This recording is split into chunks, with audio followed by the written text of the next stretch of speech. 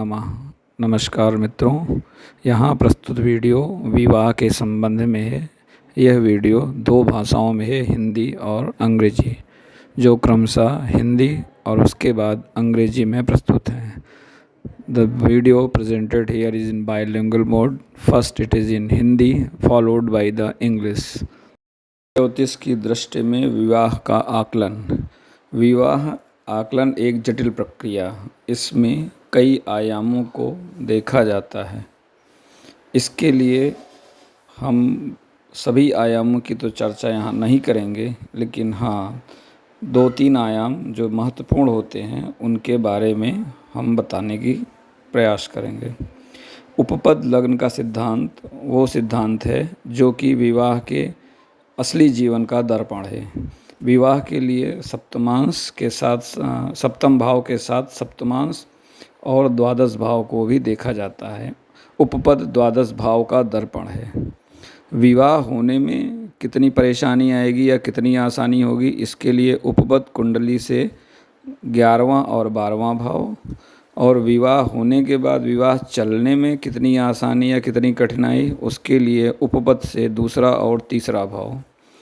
उपपद कुंडली में क्योंकि यह जल तत्व का दर्पण है, तो यहाँ पर क्रूर ग्रह विशेषकर मंगल, शनि, केतु नकारात्मक प्रभाव देते हैं।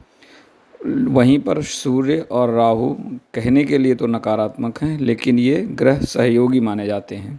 हाँ, थोड़ी बहुत समस्या आती है, लेकिन वो कोई खास फर्क नहीं डालती है। इसके साथ मंदी और गुलिका, यदि ये भी उपपद से दूसरे या तीसरे में हो तो विवाह को चलाने में समस्या आती है। ठीक इसी तरह यदि उपपद से 11वें और 12वें भाव में यदि मंदी या गुलिका हो तो विवाह होने में परेशानी होती है। इन आयामों के साथ साथ कुछ राशियां जिन्हें कि कार्मिक राशि कहा जाता है, जैसे वृश्चिक, कुंभ और कन्या, ये 3 राशियां ऐसी हैं जहां पर भी ये राशियां लग्न में आएँ, वहां पर यह निश्चित समझिए कि समस्या मानवीय रिश्तों में आसानी से नहीं सुलझती है। इसके लिए जातक का स्वयं का आचरण और उसके पिछले जन्मों के कर्म कहीं ना कहीं उसको परेशानी में खींच कर ले जाते हैं। इसलिए अपने आप पे नियंत्रण बहुत ही आवश्यक है। यहाँ पर प्रस्तुत कुंडली में उपपद के आधार पर 2 कुंडलियों का अलग अलग विवेचन है, जिन्हें क्रमवार ABCD और 1 2 3 4 के जरिए निरूपित किया गया है। धन्यवाद। ओम गुरुवे नमः। Marriage and astrology. Marriage is a rigid karma which is considered as a rigid karma which is to be taken by everybody, as they have took birth from another womb, so they have to pay this debt by producing another generation. Marriage is considered in many dimensions. It includes not only the relationship bonding, progeny and other things, but it also indicates the relationship length and width. There is so many aspects. All the aspects are not being discussed here, but out of them, the 2-3 major points is being discussed here. The one is the Uppad Kundali. Uppad is the reflection of 12th house.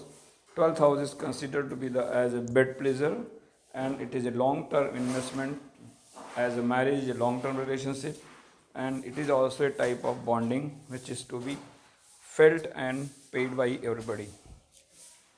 In case there is a negative planet from 11th and 12th house from the Uppad, there will be a problem in getting married.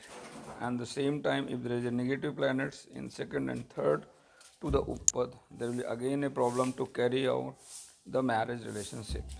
Mandi and Gulika are also considered negative in these houses.